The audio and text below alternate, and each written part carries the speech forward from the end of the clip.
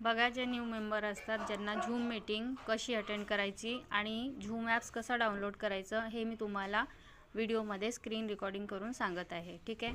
आधी सर्वप्रथम आपल्या मोबाईलमध्ये प्ले स्टोअर हा ॲप्स असतो. प्ले स्टोअरवर जायचं आहे तुम्हाला आणि त्यामध्ये इथे सर्चचे ऑप्शन असतो. हा बघा, खाली सर्चचे ऑप्शन आहे, इथे सर्चमध्ये जायचं आहे तुम्हाला आणि इथे सर्चमध्ये तुम्हाला टायपिंग करायचं आहे zoom apps.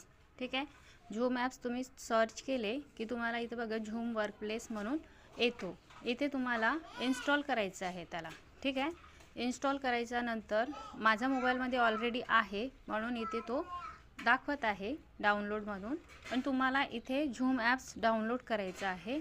Zoom apps download झाल्याच्या नंतर तुम्हाला तुमच्या मोबाईलमध्ये हा इन्स्टॉल झाल्याच्या नंतर तुम्हाला अशा प्रकारे येईल हा झूम ॲप्स. ठीक आहे. हा झूम ॲप्स आहे बघा, माझ्या मोबाईलमध्ये हा इथे आलेला झूम ॲप्स दिसत आहे.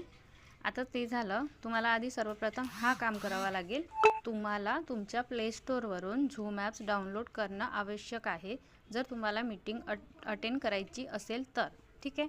आता सर्वप्रथम तुम्हाला व्हॉट्सअपवर जायचं आहे. रणरागिणीचा ग्रुपमध्ये तुम्ही जरी जॉईन असाल तर तिथे आपल्याला डेली मीटिंगचे लिंक येत असतात.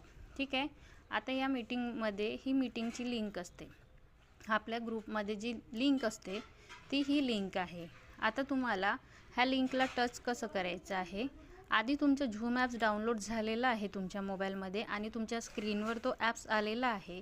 तर तुम्हाला फक्त जेव्हा टाईम लिहिलं असते आपल्या मीटिंगमध्ये, इथे बघा टाईम इथे 2चा दिलेला आहे, तर तुम्हाला 2:04 अगोदर 5 मिनटं अगोदर तुम्हाला ही लिंक दिसते, या लिंकवर क्लिक करायचं आहे. या लिंकवर क्लिक केलं की तुम्हाला तुमच्या मोबाईलवर स्क्रीन तुमची आधी झूम वर्कप्लेस म्हणून येईल किंवा तुम्हाला तुमची ID तिथे अपडेट करावा लागेल. ठीक आहे. आता टाईम नाही आहे, आपल्या मीटिंगचा टाईम नाही आहे, त्यामुळे आपल्याला प्रिपेरिंग मीटिंग म्हणून दाखवतो. आणि इथे बघा, इथे मी माझं नाव अपडेट केलेलं आहे, तुम्ही सुद्धा तुमचं नाव इथे अपडेट करू शकता. आणि तुम्हाला इथे ओकेचं ऑप्शन करायचं आहे. ओकेचं ऑप्शन केल्याच्या नंतर इथे तुमचा माईक हा अनम्यूट करायचा आहे. ठीक आहे. तुम्ही हा माईक जर चालू ठेवलं तर तुमचा आवाज मीटिंगमध्ये जाऊ शकतो. तर तुम्हाला हा माईक तुमचा म्यूट करायचा आहे. आणि इथे जॉईनचा ऑप्शन येतो, हा जॉईनचा ऑप्शन आहे. ह्या जॉईनला क्लिक केलं की तुम्ही मीटिंगमध्ये जॉईन होऊ शकता. ठीक आहे.